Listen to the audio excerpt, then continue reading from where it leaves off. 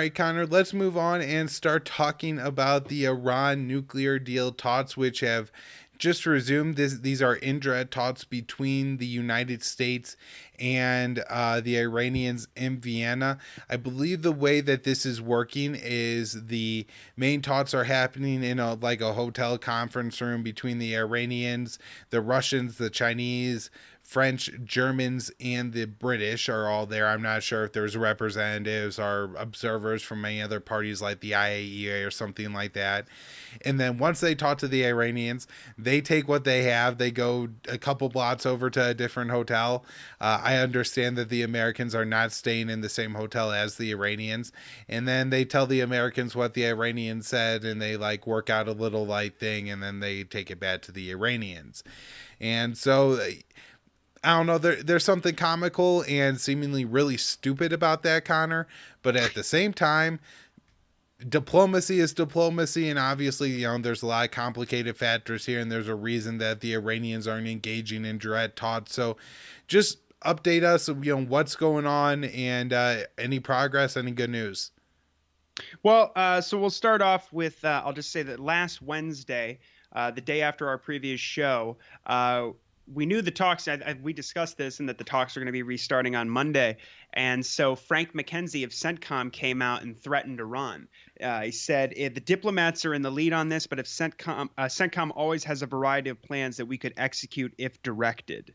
A not hardly veiled threat at all to go to war. And also you had Robert Malley, who is, of course, the special envoy on Iran, sort of leading the American delegation to the talks. And he also said, he was talking about basically being hyperbolic about Iran's nuclear advancements that they've undertaken since all the Israeli sabotage, particularly of this year, and the murder of Mohsen Fakhrizadeh, the scientist, back in November.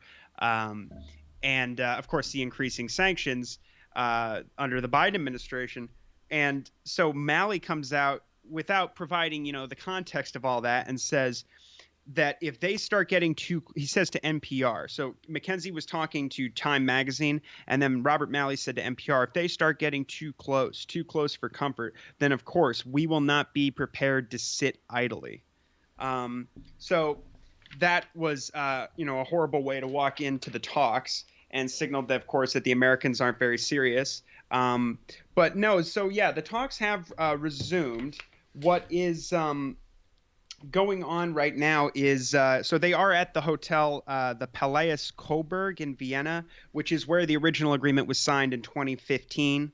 There's an EU official named Enrique Mora who is chairing the talks. He met with the Russians, the Chinese, and the Iranians on Sunday, and then met with the Americans, representatives of those previously mentioned states, and then met with diplomats or representatives from Europe, the European countries, the European signatories, Germany, France, and Britain, along with the Americans early Monday, yesterday, before the talks began. And he came out after yesterday, and he said basically he's fairly optimistic about things that are going on. He says that the Iranians have essentially said that they will build off of the previous 6 rounds of talks that were undertaken during the Rouhani administration from April to June, before talks ended for 5 months around the time the current president, Ibrahim Raisi, was elected. He says that the Iranians are, most focused, and they have been saying this as well, that they're most focused on removing the sanctions. His quote was that there is a sense of urgency in putting an end to the suffering of the Iranian people. He said that the Iranian delegation, so I already said that, but he, let's see. So we also had the foreign minister of Iran come out and say that, as I said earlier, they sent the Iranians are focused on lifting sanctions. So the way it works is, yesterday there were sort of preliminary talks, and today the sanctions working group that existed in the first the initial rounds reconvened today to discuss sanctions, and then tomorrow there's a working group on the nuclear issues, and they will be conducting their talks tomorrow. But so we had the foreign minister of Iran come out and say that the United States still fails to properly understand the fact that there is no way to return to the deal without verifiable and effective lifting of all sanctions imposed on the Iranian nation after the U.S. departure. And the lead Iranian negotiator also said that he was optimistic after the conclusion of yesterday's talks. And I'll point out that, some of this stuff is you have to kind of take it some of it with a grain of salt, but there is a report from Axios that says that America is not enthusiastic and has very low expectations for the talks, and that they don't really trust that Iran is serious about negotiations. That's a lot of what I've been seeing in the rhetoric from the Europeans and the Americans. They don't believe Iran is serious about negotiations. So this report from Axios says that senior officials, unnamed of course, in the U.S. intelligence community have assessed that Ibrahim Raisi thinks his predecessor Rouhani is a weak accommodationist who negotiated a bad deal. And they say that to the extent that there is optimism, it's that Raisi may ultimately be able to negotiate like a new deal, but kind of spin it as his own. That might be similar to the previous deal, but and that's another thing that you keep seeing is that there's Enrique Mora, I believe, also is saying that there's an interest in accommodating the so-called political sensibilities of the Raisi administration, who were, portrayed as being more hardline, although essentially, I mean, so the Americans are coming out and they say things. You'll hear like State Department spokespeople saying things like, if the Iranians want anything more or anything less than a strict compliance for compliance agreement, that this isn't going to work essentially. But that's all sort of in the eyes of the beholder, because what the Iranians are saying is that they do support that. As I quoted earlier from the foreign minister, they do want a serious deal where they both come back to full compliance. Although what the Iranians are saying is that they want to be compensated. When they say that they want the Americans to take responsibility for abrogating the deal in 2018, that means that they want to be compensated. So that there is a quote from I'll have to find it, but there's a quote from one of the Iran. I don't remember if it was Katiz Beta, the foreign ministry spokesman, or I'll see if I can find it as I'm looking through this stuff. But essentially what he says is, look, a deal's a deal. And in any other situation, in any other business, if you break your end of your obligations and you break the deal, you owe the other party compensation. So, and he says, and that's how it works. So they want to be made whole again. I'm sure that'll be discussed, but essentially they also want basically as what have been their demands all along, that the Americans can provide them a guarantee that they won't leave the deal again, and that they can verify sanctions relief. And in exchange for that, of course, even though, as we've discussed, that's sort of, tenuous, because Biden's administration has been so reluctant to provide such a guarantee that even hypothetically they've said that they wouldn't be able to do it. Which was a huge issue, and Trita Parsi reported on that a month or two ago. That is still basically what Iran is saying, that they would return to full compliance if the Americans did the same and compensated them for the economic damage of the maximum pressure campaign. So let's see now. So the Iranians are very proud that they're calling it a major achievement that they were able to discuss sanctions first. I've got some quotes from some different experts that were quoted in a Middle East Eye article, let's see, called Vienna, Iran Nuclear Talks Raise Hopes of Return to Compliance. They interviewed Sina Tusi, who is a senior research analyst at the National Iranian American Council.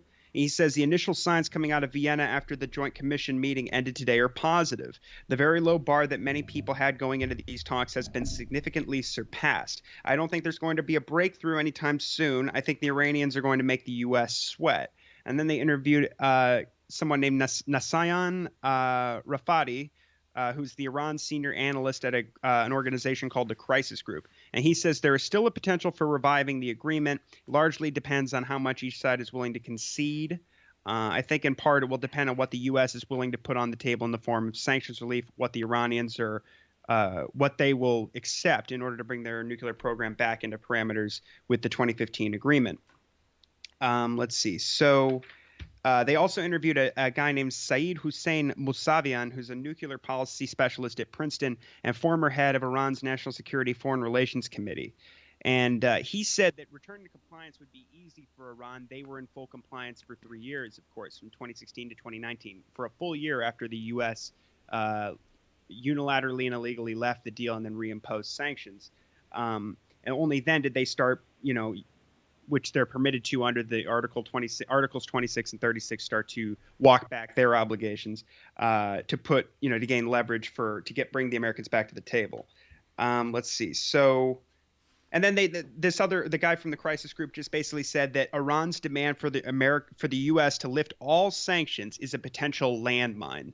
I think he means a political landmine. It might be an insurpassable hurdle because, as he says, all of the 1,500 or so sanctions the Trump administration put in place, a lot of those are not just strictly part of the nuclear deal. And so the American policy is basically that we will that they will only lift sanctions that are so-called inconsistent with the deal. But that leaves quite a few sanctions that deal with things like human rights and terrorism, et cetera, still on the table. And Iran would like to see those lifted. And they want to see all of Trump's sanctions lifted. So let's see what else I have. So as far as other things coming out of the talks, we have, the line I was quoting earlier is from Iran's top nuclear negotiator Ali Bagheri Khani, and he said in a column for the Financial Times that the West needs to pay a price for having failed to uphold its part of the bargain. As in any business, a deal is a deal, and breaking it has consequences. And so yes, and they have a delegation at these talks of 40 different people that Iran has brought to the talks, and many of them include economic experts. Economic officials, I should say, reflecting their focus on removing sanctions. Let's see.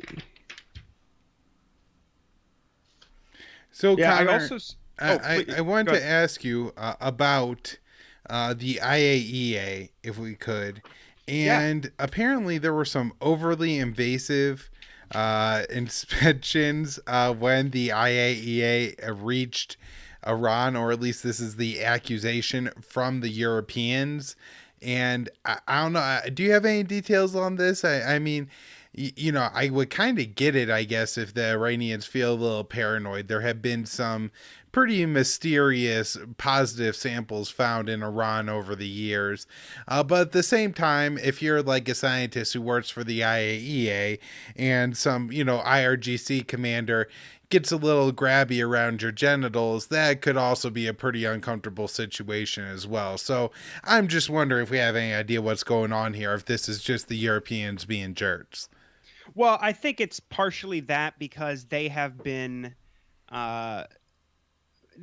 really been very honest actors at all in all of this because they're always calling out Iran for their so-called violations of different agreements, and that, like I said, them saying that you're not very serious about this, and you have the the British, I want to say foreign minister who just met with Yair Lapid, the Israeli foreign minister, on Monday, coming out and saying things like, Iran, this is your last chance. If this fails, we will look at all options on the table, and this sort of rhetoric.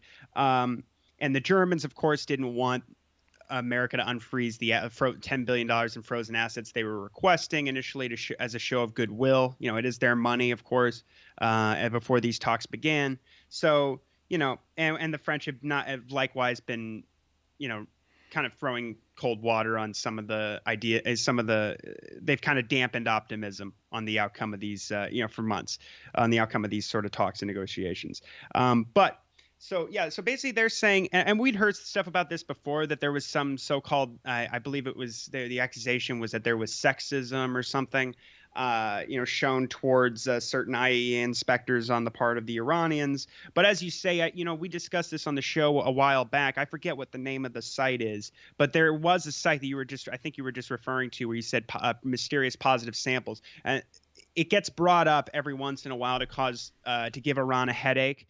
But it was a site that they claim hasn't been active or wasn't ever a site where they were doing, nuclear work. But they had found, I forget, it's some minuscule amount or specks of stuff like uranium material or nuclear material. And there was suspicions that the IAEA had actually, somehow put that there.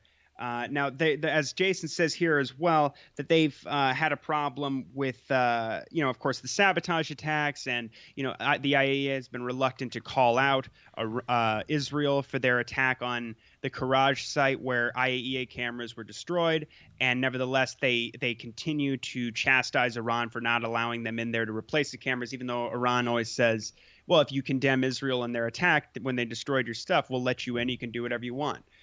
So there's some hypocrisy there, but basically they're saying that they're, as you say, inappropriately touching inspectors in their searches, getting them to remove certain articles of clothing. Yeah, as Jason says, that they have a longstanding mistrust of this organization, and of course they've also been saying things about how the IAEA has a strong Western bias, that they're funded by the powerful nations, and that they just kind of play their role politically for the Americans.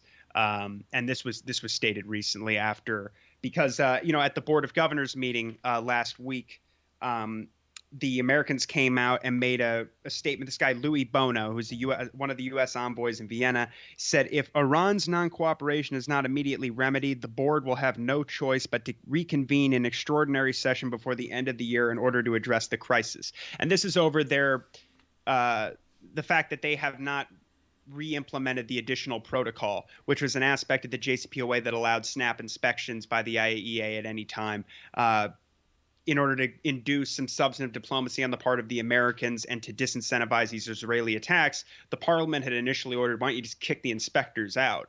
But that was moderated by the government, and they said that they would have this sort of interim deal, the monitoring deal with the IAEA, but that ultimately expired before any breakthrough was made in talks. So there hasn't been any reason for the Iranians to, since this can be used as leverage, to sort of work this out with the IAEA anytime soon. So they just continue to use this rhetoric as a way to sort of paint Iran as the stubborn figure in all of this. But the Russian envoy came out and said, I don't welcome this particular statement of the U.S. delegation. It's not helpful. The U.S. did not negotiate with the Iranians for a very long time and forgot that the Iranians don't do anything under pressure. If they are under pressure, they resist.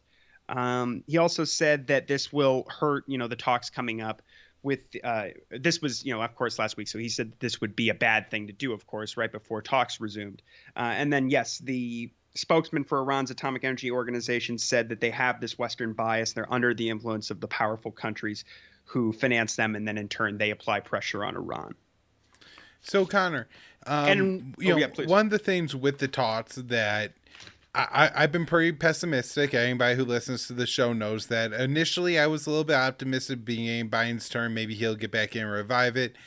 Pretty early on, I felt like it wasn't going in that direction. I felt somewhat vindicated by Trita Parsi's reporting on how the Biden administration handled the offers from the Rouhani government of Iran. Of course, now we have the Raisi administration.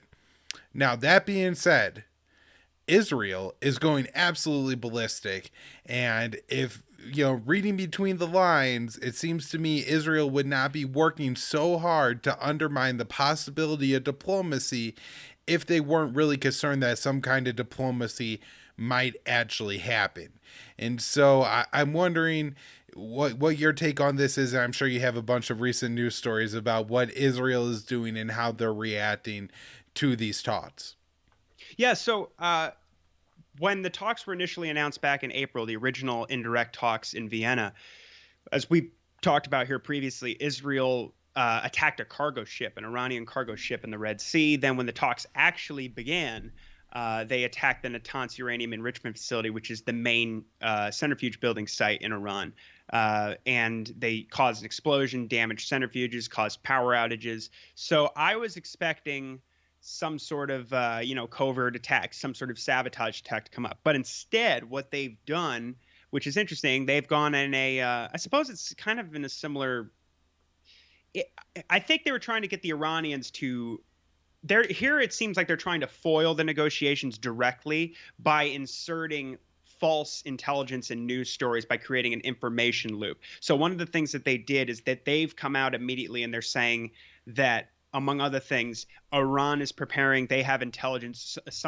It might have been Gantz or Lapid that said, I think it's Lapid, that we have indisputable intelligence that shows that Iran is preparing to enrich uranium to 90% to weapons grade levels. And the funniest thing too is if you read some of these articles, and I'll go through the one from Axios, they say that they're doing this for leverage, which is so stupid because everybody knows that if they did that, they would end the talks in like the middle of, the Iranian envoy, introducing himself. If there's no way that would gain them leverage. That would tank the whole negotiation for sure. I would just assume. I mean, I assume. So, and they've never sought nuclear weapons before, and they've never enriched uranium to 90%. So, as Peter Van Buren says when he says that he doesn't see any reason to believe China is preparing to really invade Taiwan or to attack Taiwan, he says you need a change event, because for 70 years they haven't attacked Taiwan. They haven't invaded. So in this case, Iran has never enriched uranium to 90%. So you got to give us a real reason. It seems like right now would be the absolute worst time to do it. So just on that basis, and historically, it's all BS. But so they say in this Axios report that for 2 weeks now, Israel's been sharing intelligence with the U.S. and the Europeans. Like I said, that they're preparing to enrich to 90%. They said that they assess that. Also, in order to gain leverage, that they will be preparing to attack American forces and their allies with their so-called proxies in Yemen, Syria, and Iraq, which again doesn't make any sense. But you have Saudi constantly bombing Yemen, and there's this major battle over Marib right now, a very critical battle in the war in Yemen, and in the midst of all that, especially recently, there have been a lot of like tit for tat attacks and strikes where the Houthis have been sending drones north over the border into Saudi Arabia at oil facilities and other sites. So they can spin that as the Houthis, being Iranian proxies attacking U.S. allies or whatever. But that's ridiculous. In fact, I even saw something where they were saying that they said to Bahrain, where they were talking about how we keep the Iranians up at night with our new alliance. The Israelis were saying this, our new alliance with the Gulf states. They said something about basically Bahrain sees the drones flying over their skies from Iran hitting Saudi Arabia, which is just completely ridiculous. And they're conflating all these different things, and that's not what's happening. So, but they're saying, back to this article from Axios, they're saying that basically the Americans are now coming out and also saying that, we're focused on diplomacy, but we're prepared to pursue other options as well. So you have this diplomatic blitz that coincides with this false intelligence op that's coming out, where you have, Yair Lapid, the foreign minister of Israel, visited Boris Johnson in London on Monday and made similar statements to what he said to Emmanuel Macron today in Paris. Basically that if you lift sanctions, that Israel will unilaterally attack Iran, that they're on their path to building a nuclear weapon. It's going to lead to a nuclear arms race. In this particular article, it says that they've assessed I think it says that, U.S. and Israeli intelligence sources put the timeline at 1 or 2 years because they admit that enrichment alone will not produce a bomb. Estimates vary as to how long it would take Iran to master additional technological requirements, and they say 1 to 2 years, but Lapid is going around and saying they're going to have a bomb in 6 months. Let's see. So then, yes, Yair Lapid met with his UK counterpart, Liz Truss, in London. And as I said, they said that this is, we're going to look at other options. This is the Iranians' last chance. And we also have Benny Gantz, a very hawkish Israeli defense minister, will be visiting Washington next week, apparently, to meet with Lloyd Austin, the defense secretary, and other senior Biden administration officials. And whenever that happens, it's usually just, more propaganda and more basically, they're going to be very hawkish on Iran and say that we'll never allow Iran to have nukes. And, we've been hearing this rhetoric for weeks now from the Americans. And in fact, even Robert Malley, who's supposed to be the adult in the room, the envoy for the talks, he came out and said that the Iranians better not use these talks as a pretext to expand their program, which, again, is completely contradictory, and it's absurd. But they seem to be sort of almost coordinating with this rhetoric. And the Europeans are saying that they're concerned as well about these different reports, although they admit that they haven't verified them. But it's still obviously they're essentially it's the diplomatic equivalent of hitting one of their nuclear sites with an explosion or something. They're also we had like I said, you had this Liz Truss and Lapid. They came out and issued a public statement saying that they will work together and they're committed to preventing Iran from acquiring nuclear weapons, which precipitated Iran's foreign ministry spokesman Saeed Khatibzadeh to come out and say that the Europeans are attempting to delay the lifting of sanctions. But I also picked up in this report from Al Jazeera, which is Iran and the world powers resume Vienna talks to restore the nuclear deal. They talk about all this, but they also say that other members of the Gulf Cooperation Council have welcomed the restoration of the nuclear deal. So it's kind of interesting. I know that that Robert Malley went out and met with, as we talked about here, with the Bahrain. He went to Bahrain, the UAE, Israel, and Saudi Arabia. But it seems like, even though Bahrain is extreme and UAE are extremely hawkish, they mention here specifically Saudi Arabia, and they have said some better things about how if this deal can prevent Iran from getting nuclear weapons, that they would support it, which obviously it does. So then let's see. So, Lapid just said to Macron essentially this: you must not lift sanctions. Sanctions must be tightened. If anything, more pressure needs to be put on the Iranians. Let's see. They're very concerned that there might be some sort of interim deal, which they call a less for less deal. Basically, Sullivan spoke to his counterpart, the Israeli National Security Advisor Eyal Hulada, recently, and was saying how, I believe it was, if Iran agrees to freeze like the enrichment to 60%, the uranium hexafluoride, which they have done in very, very small amounts, and it's precisely to gain leverage for talks. Like, there's no other use for 60% enriched uranium for them. And this was the parliament ordered that immediately after the Natanz attack back in April. So basically they're saying if you stop that, or if you freeze that, then we will, I believe they said they would issue waivers for humanitarian trade. And then the main thing is that they would unfreeze certain assets that Iran would like to see unfrozen. So, in other words, neither party gets everything they want, but they get a little bit of something they want. And considering how far apart both parties are here on the talks, as you said, they're not even directly talking to each other.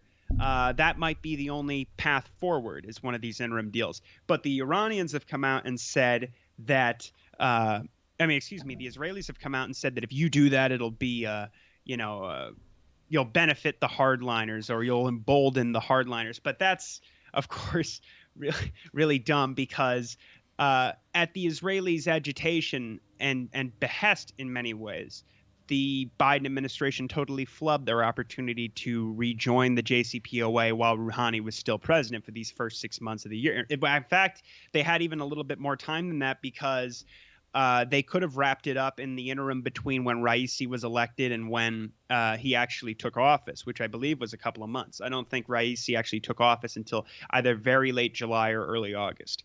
So, and then as far as the nuclear thing, I'll just say again, speaking about the Europeans, it says in this report from the Jerusalem Post, talking about what Lapid was saying to Macron, it says that France, Germany, and the UK are very sympathetic to Israel's messages. A senior Israeli diplomatic source said, and they say Russia has been attentive. And although there has been some communication with China about this issue, the so-called 90%, they're going to enrich to 90%. The Chinese it said they're not receptive to this. So let's see. So they're also, Naftali Bennett came out, put out a message and saying that don't give in to Iran's nuclear blackmail, a video message. He accused Iran. He says they want to enter negotiations with no intention to roll back the program. They want to end sanctions in exchange for almost nothing, which is, again, ridiculous. This is the most stringent and comprehensive nuclear inspections regime in history.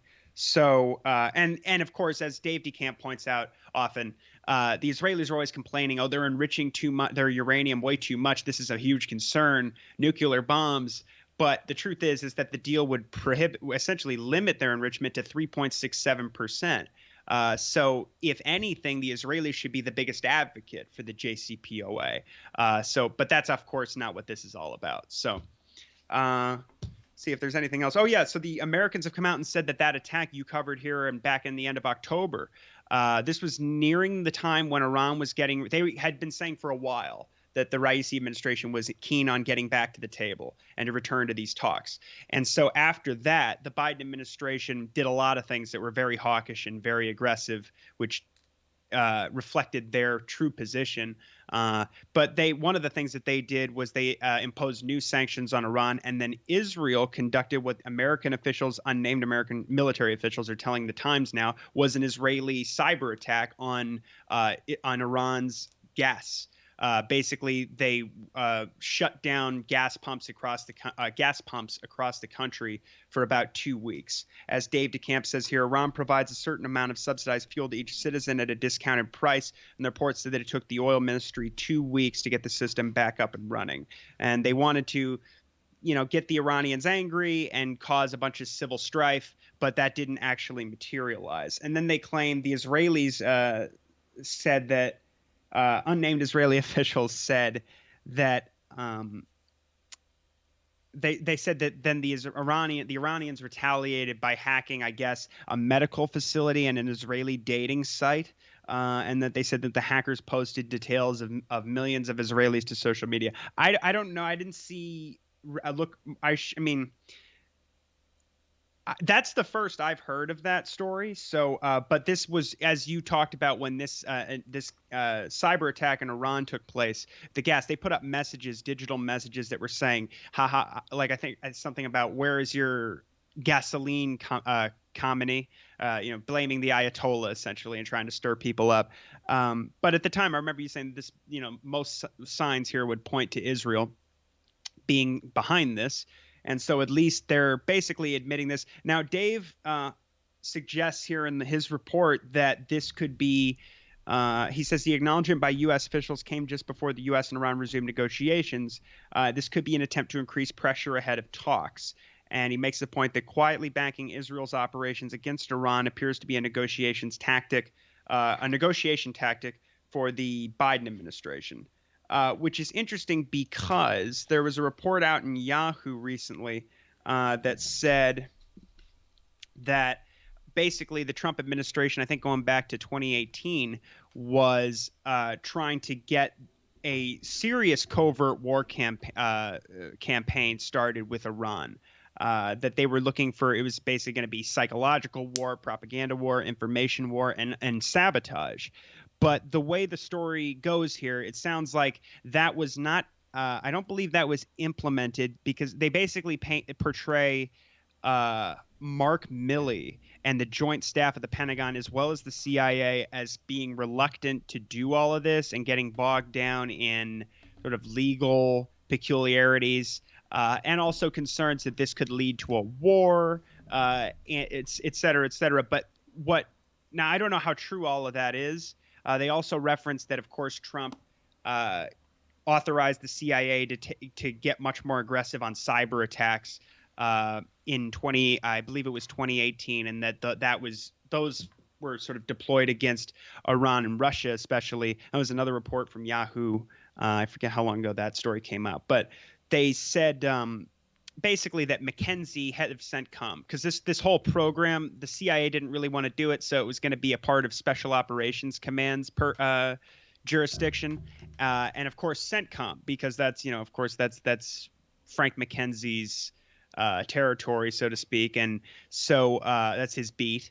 And so now he's a big Iran hawk, and what Frank McKenzie, as we know from reading Gareth Porter and his reports at the Gray Zone, that he's got a great one about Frank McKenzie that came out like late last year or early this year. I encourage people to read that. Essentially talks about how he has ginned up with his connections in major media, fake Iranian threats to build, to basically maintain and increase assets, resources, and money for CENTCOM, because he fears that his concern is that if you think about it, CENTCOM is basically just a government bureaucracy in many ways, and that more resources are being pulled towards Indo-Pacific Com and Eurocom with the focus on great power competition.